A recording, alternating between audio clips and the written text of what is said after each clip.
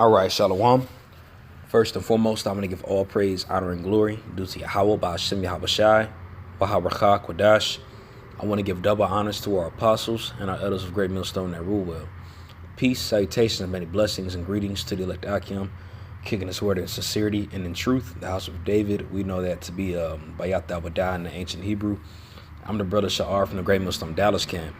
And I want to go into a lesson. Didn't want to make it too long, but this is stuff that's been helping me within my decision making, my spiritual decision making, how to kind of discern things out through the spirit, and that being casting lots, which of course, stuff that we know about it. And if you might not know about it, it's something that we used to do a lot within our heritage, something that we've done to make certain decisions, certain big decisions that was made according to the law.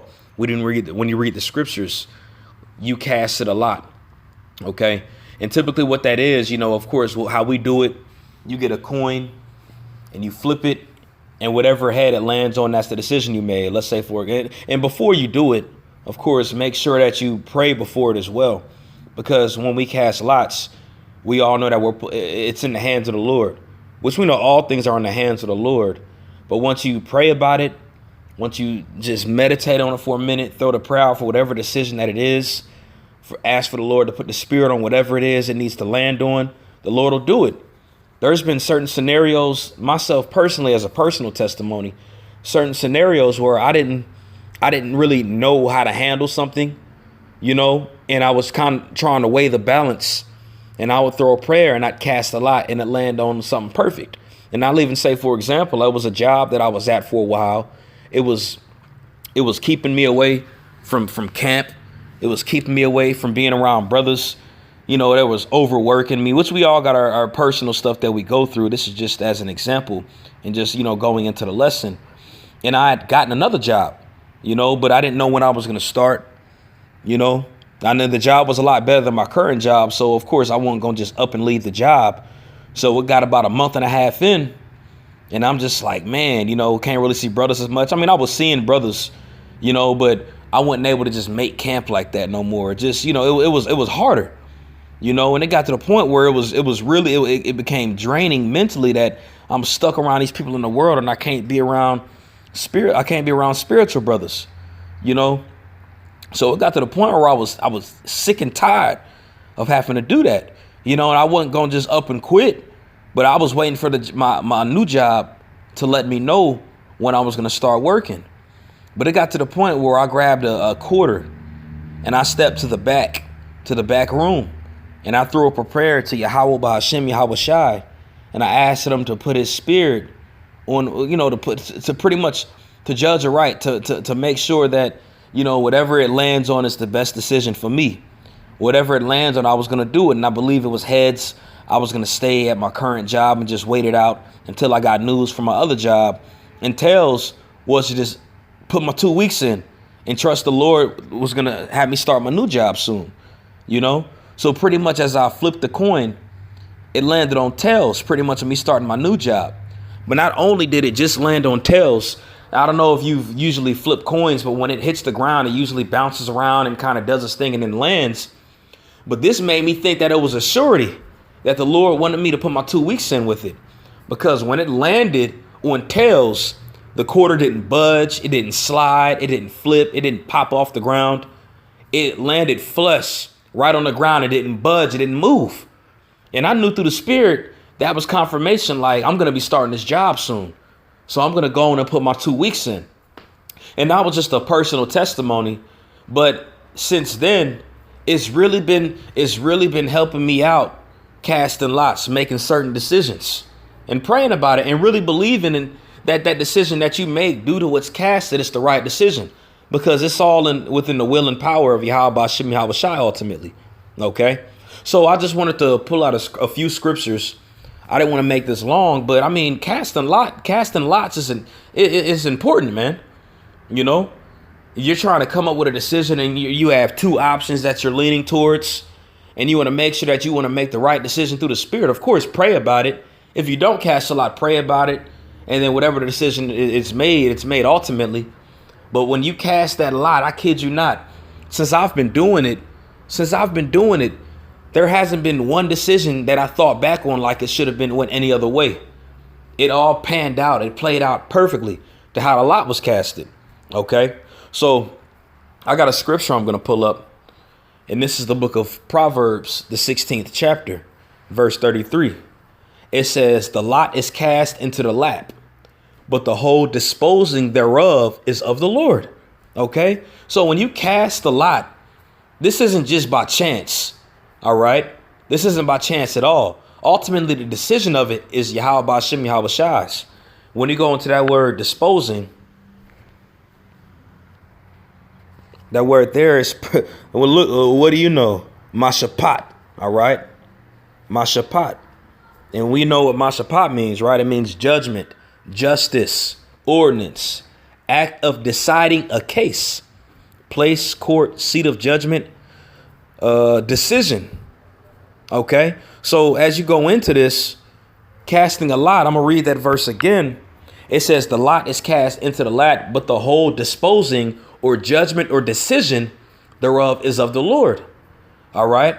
So that's why we did it. Ultimately, when we cast these lots, we have to understand and believe that the judgment is on the Lord when he does it. That's why whenever you pray about it and do it, you can't just keep doing it. It's already been set. There was an example. I ain't going to say who it was, but he was in town, and he wanted to stay, but he felt like he had to go home. So he had casted a lot, and then it landed on tails. And, he did it 2 more times afterwards just to see it. And it landed on tails. And that's just an example. But it shows you the judgment's already set of Yahweh Ba'Shem Yahweh Shai. It's already set up by the Lord. And there was a lesson that I done, Lord, when I posted here in a little bit, going into you have the lot of the goat and the scapegoat. All right. You cast lot on the goat and cast lot on the scapegoat. And that goat is put up for a sacrifice, for a sin offering, and you burn it. And then the scapegoat is one that the high priest would pretty much lay hands on and confess the sins of the nation and cast the goat into an uninhabited land that carried all the sins of Jake, and that was done by a lot. When you read that Leviticus, the 16th chapter, involved with Aaron, look at how the 12th disciple is found when you read it in the book of Acts. As a matter of fact, I'll go to it. This is the book of Acts, chapter 1. I'm going to start at verse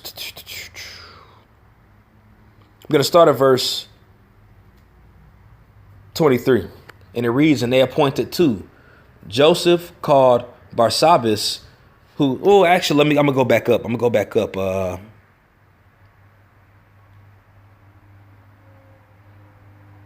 to go to verse 21.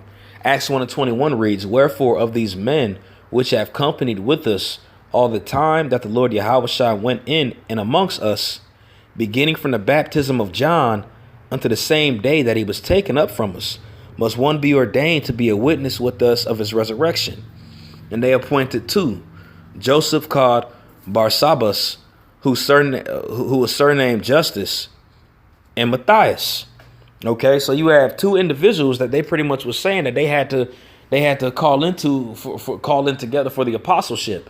Because when you think about it, when you go into the account, Yahweh had 12 disciples. All right. Judas Iscariot had delivered them up. He had pretty much sold them to the Romans. He had given them up. All right. And Judas Iscariot had killed himself afterwards. So there was only 11 at the time, but there had to be 12. OK, so they pretty much said we're going to have to choose somebody. All right. So now you have the 2 individuals. Right. You got Justus and you got Matthias. All right. And verse 24 says, and they prayed. So the first thing they did was prayed and said, thou Lord, which thou knowest the hearts of all men, show whether of these 2 thou hast chosen, that he may take part of this ministry and apostleship, from which Judas by transgression fell, that he might go to his own place. That's the key point. And they gave forth their lots, and the lot fell upon Matthias, and he was numbered with the 11 apostles. So Matthias became an apostle through a lot that was casted. Okay. Now, ultimately, we know the judgment came from the Heavenly Father, but that's how it came. It came through that lot. And with that lot being casted, As we read in the book of Proverbs, the judgment or the decision was the Lord's, and it fell on Matthias, which made him the 12th apostle. So within you making a decision and you're trying to waver between the two, especially if it's a spiritual decision, you know, take that coin out, pray, and cast the lot, because it's important. As you go on to verse 24, they prayed before they did it. OK, don't just go in, grab it and flip it and do it. You know what I'm saying? If you really want the decision to come from the Lord, ask him and he'll deliver. Ask him whatever the case is, whatever you need to ask him for it to be the right decision for you. And Yahweh Shem Yahweh Shai will make the decision flat out. I kid you not. I kid you not. Every time I cast a lot, every time I pray about it and cast a lot, it always ends on the right decision. It always. It's like when the decision is executed, I think back like, man, wow, this was through the Spirit, you know. And there's plenty of different scenarios of us casting lots, you know. It's very important. It's part of our culture, you know. It's what we did. It's what we do. All right. So I didn't want to make this too long, but hey, that stuff helps. It's helped me out in my walk. And Lord willing, for brothers that might not do it as much, and if you decide to stumble across this video, and if you try it, Lord willing, it helps you too.